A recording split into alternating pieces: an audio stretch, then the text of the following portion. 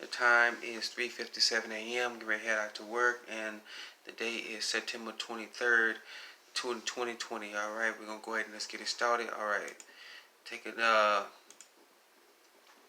look at some stocks. Okay, we're gonna first start off with Kitco.com. All right, we're gonna first look at the U.S. futures market. Okay, the U.S. futures are up. Let me switch over here. All right, good to go.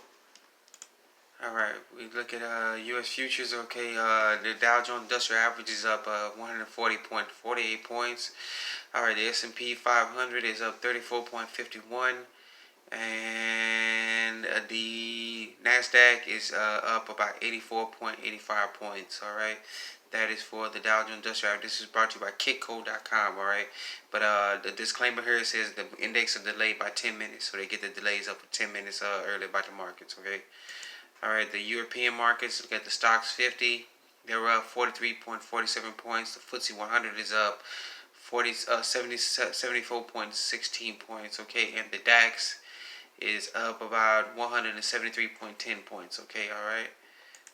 Look at some of the Asian markets. Okay, the Nikkei market is down and operating in the red about 13.81 points. The Hang Seng is up about 10.68 points, and the S&P AXX 200 is up about 139.80 points. All right.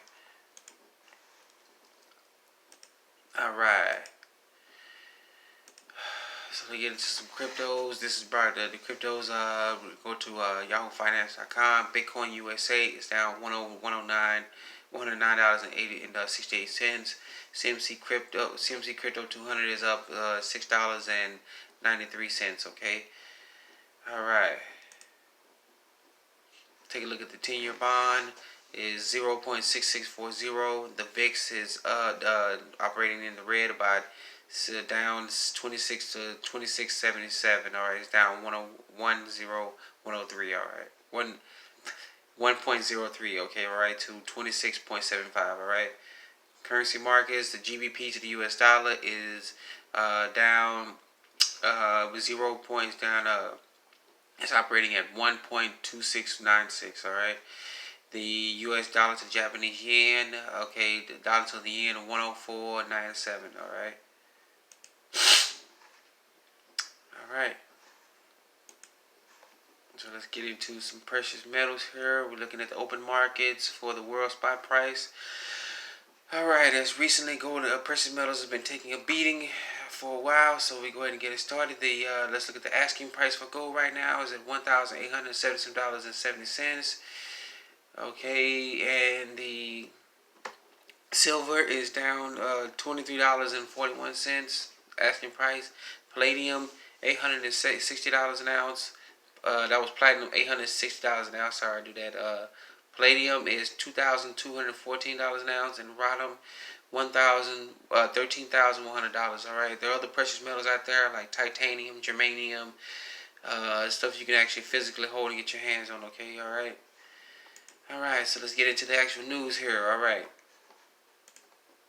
All right, this comes from ThoughtCatalog.com. All right, our first story, ThoughtCatalog.com. All right, citing the 15 recent bank scandals that show how just powerless you are. All right, we got 15 bank scandals. Okay. All right, all the way from J.P. Morgan Chase, Wells Fargo, Bank of America. How the banking system is full of corruption, and pretty much the politicians, regulators, bureaucrats won't do anything about it. Okay, because we pretty much, if you do your own thing, you'll figure out what's going on. Okay, so we get into some of the big ones here.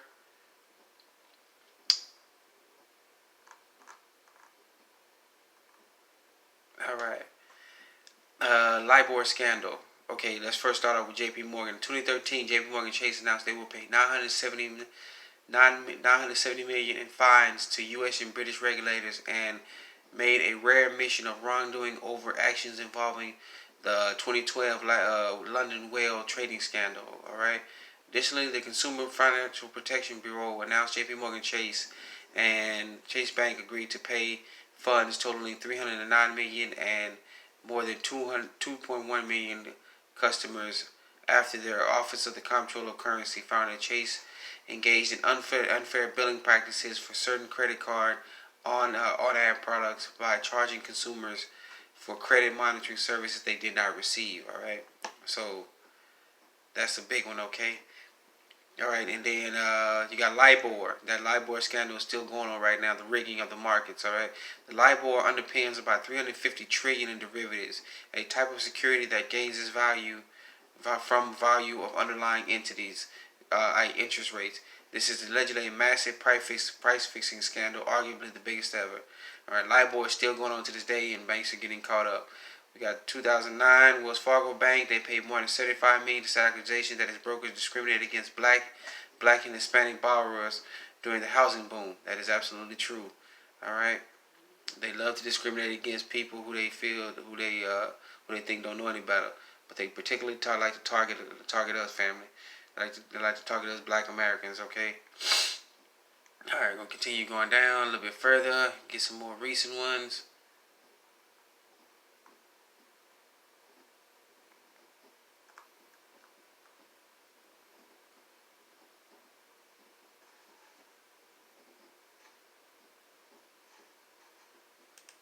Alright. Oh, nope. Not that one. Okay. More. Alright.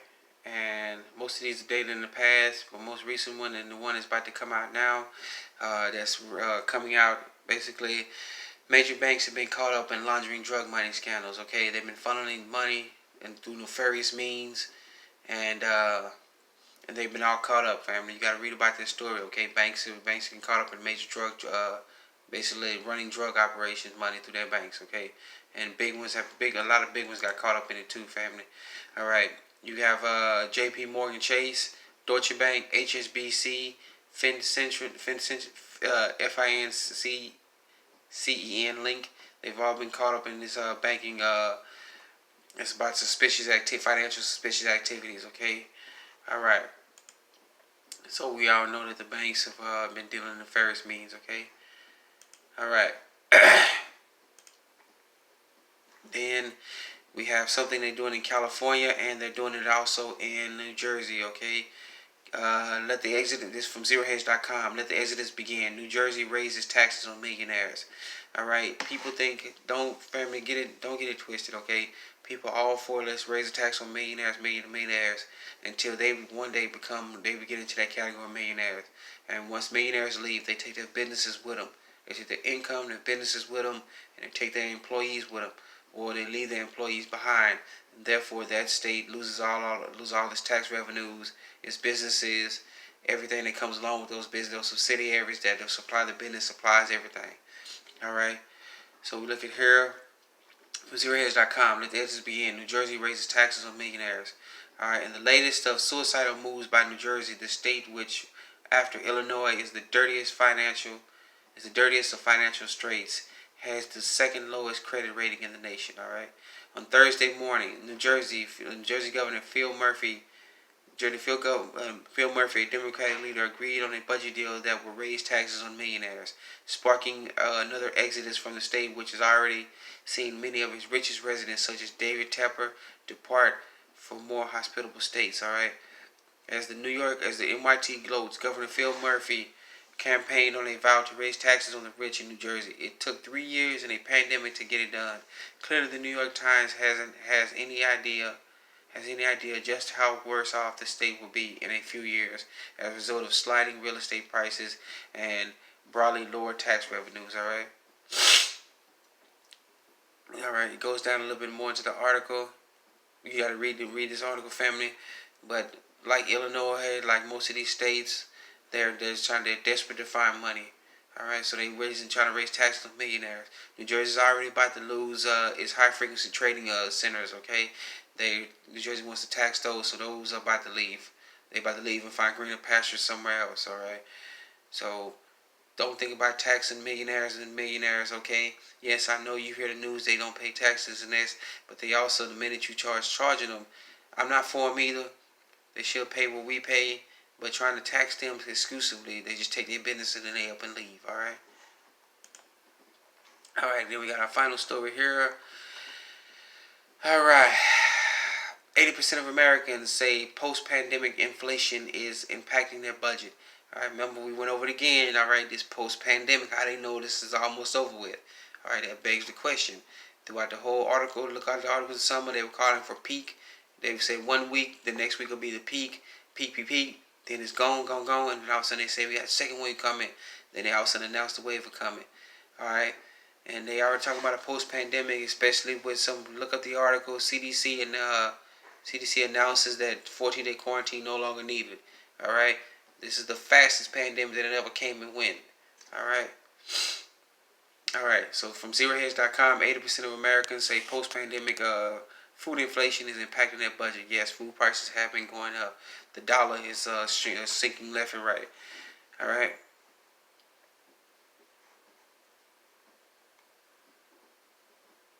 All right. So we can skip down to the article a little bit more. Our central bankers walk away with their heads in the clouds.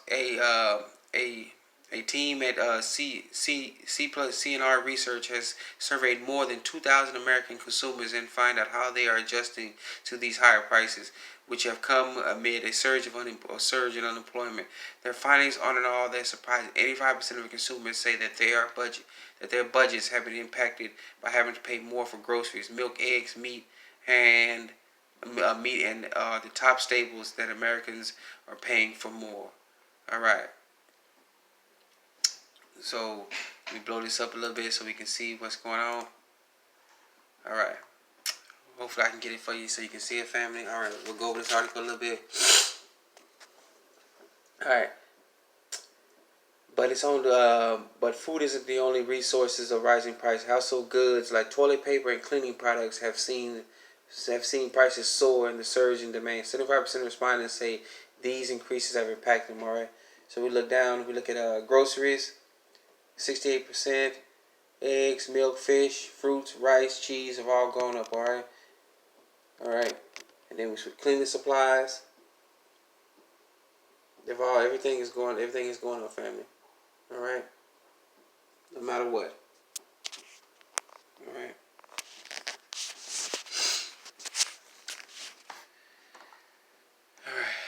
All right. What might be more surprising for that is that more than 75% of Americans are still having trouble finding cleaning products and certain food products that are readily available before the pandemic. Okay.